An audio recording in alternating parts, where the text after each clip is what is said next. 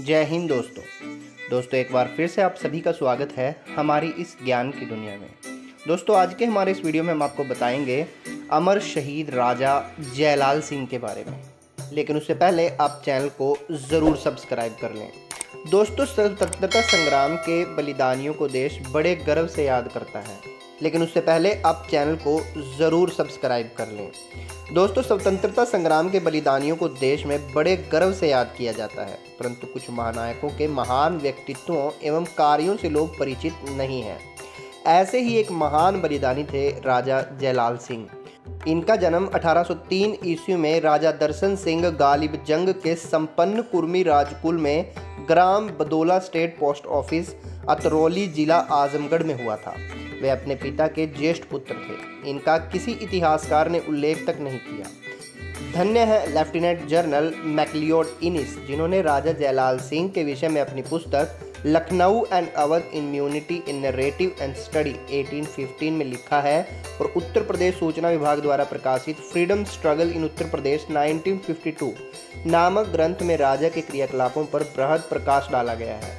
राजा जयलाल सिंह के पिता दर्शन सिंह को उनकी वीरतापूर्वक सेवाओं के उपलक्ष्य में अवध के राजा ने राजा तथा गालिब जंग रण विजेता की उपाधियों से अलंकृत किया था। राजा जयलाल सिंह को उत्तराधिकार में कई रियासतें मिली थी। अपने योग्य एवं वीर पिता के भक्त वो भी अपनी विलक्षण बुद्धि और रण कौशल से आधार पर अवध की सेना में गरिमावान पदों पर नियुक्त हुए। उनकी वीरता और क्रियाकलापों की सराहना ब्रिगेडियर व्हीलर एवं महारानी विक्टोरिया द्वारा की गई थी। 4 जुलाई 1857 को सायंकाल 6 बजे लखनऊ नगर चाइना बाजार मार्ग पर स्थित चांदी वाली बरादरी के वाजिद अली शाह के 11 वर्षीय पुत्र विरजिस कदर के गद्दी पर बैठने के बाद राजा जयलाल सिंह को कलेक्टर के पद पर नियुक्त किया गया था, जो महान सम्मान की बात थी। राजा जयलाल सिंह लोकतांत्रिक अदालत के अधीक्षक भी बनाए गए। अंग्रेजों को बंदी बनाए जाने के लिए एक बंदीगृह बनाया गया था। राजा साहब उस बंदीगृह के प्रबंधक नियुक्त किए गए। अनेक टकसाल रेजिमेंट भी राजा के अधीन थे। बेगम हजरत महल और सेना के मध्य के सभी कार्य राजा जयलाल सिंह के माध्यम से ही संपन्न होते थे। वस्तुतः राजा एक युद्ध मंत्री थे। खाई खोदना, खानों की खुदाई, उन्हें बनाना और मरम्मत का कार्य, दीवारों पर चढ़ाने के लिए लाई जाने वाली सीढ़ियाँ, श्रमिकों हेतु खाद्य पदार्थ आपूर्ति आदि सभी कार्य इन्हीं के देखरेख में होते थे।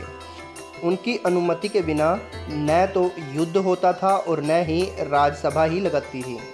आक्रमण का नियोजन एवं निरीक्षण वे स्वयं करते थे।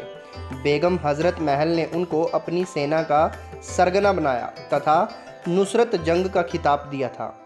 1857 में रणबांकुरे जयलाल सिंह ने राज्य के क्रांतिकारियों को संगठित कर उनमें देशभक्ति का अद्भुत जोश भरा था और 23 जून 1857 को लखनऊ से 6 मील दूर चिन्हट नामक स्थान पर अंग्रेजों को भारी शिकस्त देकर पहली विजय प्राप्त की थी, जिसके फलस्वरूप अंग्रेजों ने त्राहिमाम कहने को विवश हो गए और बेलीगारद रेजिडेंसी में शरण लेकर अपने प्राण बचाए।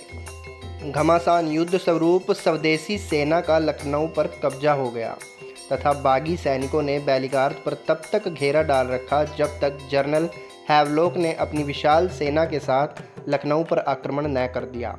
कानपुर के समीप स्थल बिट्ठूर के युद्ध में पराजित होकर नाना साहेब पेशवा जब गंगा नदी पार कर अवध आए और फतेहपुर 84 में ठहरे हुए थे, तब राजा जयलाल सिंह ने अपने छोटे भाई रघुबीर सिंह को उनके स्वागत व रक्षा के लिए भेजा था। 20 सितंबर 1857 के लगभग राजा जयलाल सिंह स्वयं नाना साहेब पेशवा के मिलने गए तथा उन्हें सुरक्षित दौलत खाना किले में लाकर ठहराया। लखनऊ कानपुर मार्ग की सुरक्षा राजा साहब ने स्वयं ले ली थी। एक रात लखनऊ शहर से 17 मील दूर लखनऊ कानपुर रोड पर बनी के पास जब वह गश्त कर रहे थे तो उनकी मुठभेड़ एक अंग्रेजी टेलीग्राफ अधिकारी श्रीमान देवरे से हुई।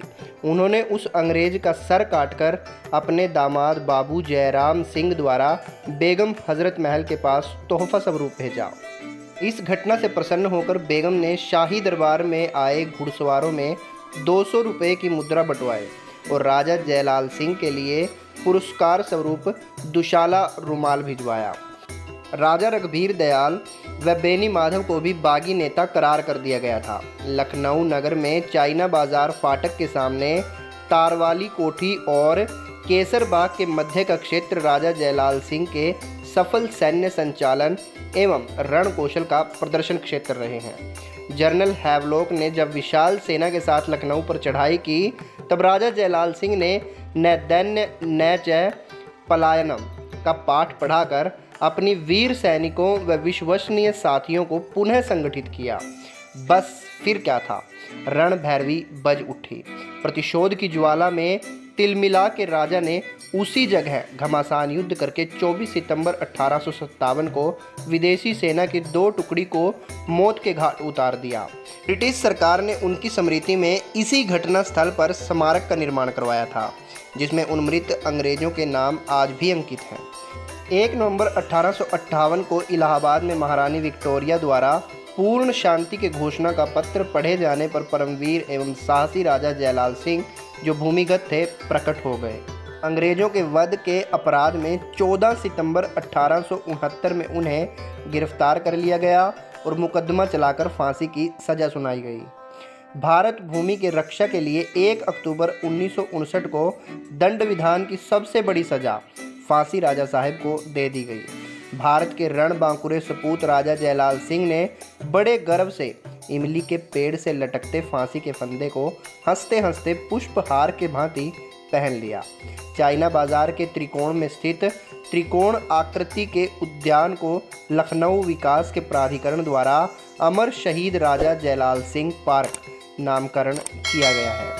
इसी पार्क में इमली के पेड़ के नीचे राजा जयलाल सिंह की स्मृति में संगमरमर के त्रिकोणीय शिल्पट्टों में उनके संक्षिप्त जीवन परिचय के साथ उनकी वीर गाथाओं के कुछ महत्वपूर्ण अंश अंकित हैं। लखनऊ विकास प्राधिकरण द्वारा इसी स्थल पर राजा साहब की एक आदमकद प्रतिमा की स्थापना की गई है।